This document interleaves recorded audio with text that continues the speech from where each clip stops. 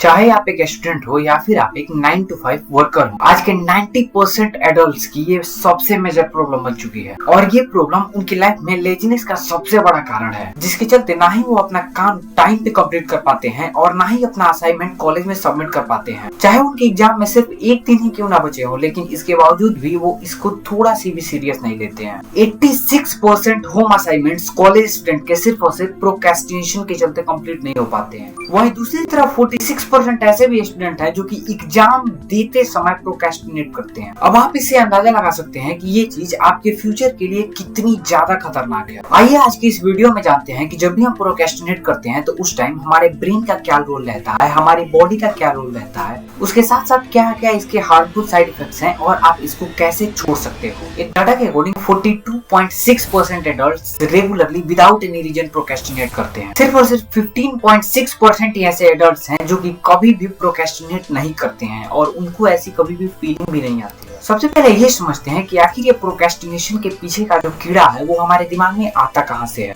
4 ऐसे major reasons हैं जिसकी वजह से हम किसी भी काम को करने से पहले प्रोक्रेस्टिनेट करते हैं। लैक ऑफ अर्जेंसी, यानी कि हमारे ऊपर किसी का भी कोई भी प्रेशर नहीं रहता कि इस काम को हमें इतने ही टाइम में कंप्लीट कर देना है। हमारे पास कोई भी डेडलाइन नहीं होती है जिसके चलते हम प्रोक्रेस्टिनेट करते जाते हैं। दूसरा इसका सबसे बड़ा रीजन है लैक ऑफ मोटिवेशन। अगर आप किसी भी काम को कर रहे हैं और आपके अंदर उस काम को लेके मोटिवेशन नहीं है, आपके अंदर वो वाला जुनून नहीं है कि इस काम को करने के बाद आपको एक बहुत अच्छा रिजल्ट मिलेगा, तो फिर आपका ब्रेन इस काम को एज ए वेस्ट समझता है, जिसकी वजह से आप इसको प्रोक्रेस्टिनेट करते रहते हो। तीसरा रीजन है लैक ऑफ टाइम। जब भी आपके पास टाइम मैनेजमेंट का इशू होता है तो आप कम टाइम में किसी भी काम को करना पसंद नहीं करते हो। ये बहुत ज्यादा किसी काम को करने की अर्जेंसी है तो उस टाइम पे उस काम को करना बेहतर ढंग से सही नहीं रहता है और इसी वजह से हमारा ब्रेन प्रोक्रेस्टिनेट करता है। इसका एक और सबसे बड़ा रीजन है लैक ऑफ अंडरस्टैंडिंग, यानी आप कोई काम इसलिए नहीं करते हो क्योंकि आपको उस काम के बारे में कोई भी समझ नहीं होती है। एग्जाम्पल लेके देख सकते हो, जब भी आपने फर्स्ट डे अपने जॉब को ज्वाइन किया होगा या फिर वही फर्स्ट डे याद कीजिए जब आप स्कूल गए होंगे, तो उस टाइम पे आपको कोई भी अंडरस्टैंडिंग नहीं थी आपको अपने काम के बारे में, आपको अपने पढ़ाई के बारे में, तो वहाँ आपका ज्यादा मन भी नहीं करता होगा पढ़ने का या फिर काम करने का। अब आइए डाटा देखते हैं जिसकी मदद से हम जान पाएंगे कि आखिर लोग जब प्रोक्रेस्टिनेट करते हैं यानी कि किसी जरूरी काम को छोड़ देते हैं तो फिर वो करते क्या हैं। ऑब्वियसली इसमें सबसे हाई है watching TV and mobiles. 61%, 58% users social media पे एक्टिव होते हैं जब वो प्रोक्रेस्टिनेट करते हैं एंड 46% सो रहे होते हैं। इसके अलावा बाकी सारी एक्टिविटीज जैसे कि दोस्तों से बात करना, गेम खेलना, शॉपिंग करना या फिर कोई किताब पढ़ना। इन सारे रीजंस के साथ साथ कुछ ऐसे भी रीजंस हैं जिसकी वजह से लोग प्रोक्रेस्टिनेट ना चाह कर भी करते हैं। इसका एक सबसे बड़ा रीजन है हैप्पीनेस। 94% ऐसे लोग हैं जो कि अपने काम से हैप्पी नहीं हैं, या फिर यूँ कह सकते हो कि उनके अपने काम से कोई भी मोटिवेशन नहीं मिलता है, इसलिए उनका ब्रेन हमेशा प्रोक्रेस्टिनेट के मोड पे ही रहता है। अगर आप इस डाटा को पिछले 30 साल के डाटा से कंपेयर करते हो तो आपको पता चलेगा कि 30 साल में 4 गुना प्रोक्रेस्टिनेशन का रेट बढ़ गया है। लेकिन प्रोक्रेस्टिनेशन को भी हम लोग 2 तरीके से डिवाइड कर सकते हैं, एक एक्टिव प्रोक्रेस्टिनेशन और दूसरा पैसिव प्रोक्रेस्टिनेशन। जब भी कोई इंसान एक्टिवली प्रोक्रेस्टिनेट कर रहा है इसका मतलब ये है कि वो कोई ऐसा काम कर रहा है जो कि उसके लिए जरूरी है, वो उस काम के लिए उस काम को वेटिंग या पेंडिंग पे डाल के रखा है जिसको उसे करना है।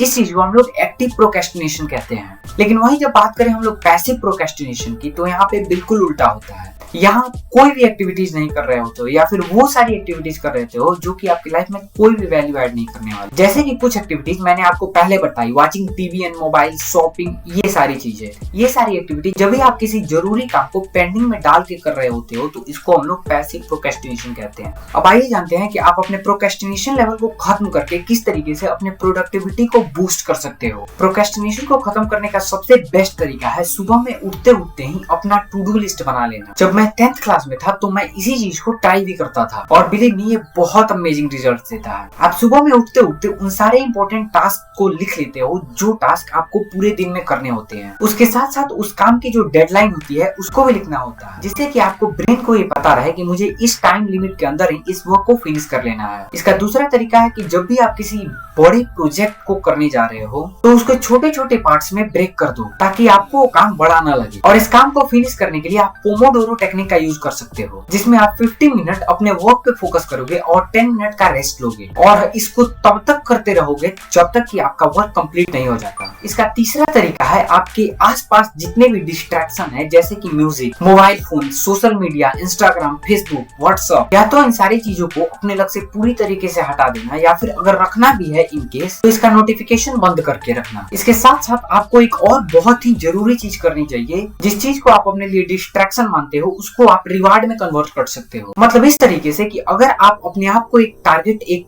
डेडलाइन देते हो कि आपको 1 घंटे के अंदर एक असाइनमेंट को फिनिश कर देना है, तो उसके साथ एक रिवार्ड जरूर ऐड करो कि 1 घंटे में जब आपका ये असाइनमेंट खत्म हो जाएगा तो आप 15 मिनट इंस्टाग्राम यूज कर लोगे, लेकिन सिर्फ 15 मिनट ही। इन डिस्ट्रैक्शन का यूज आप एज ए रिवार्ड कर सकते हो, और believe me this is going to be very much helpful for you all. So thank you so much for watching this video till the end. See you in next video.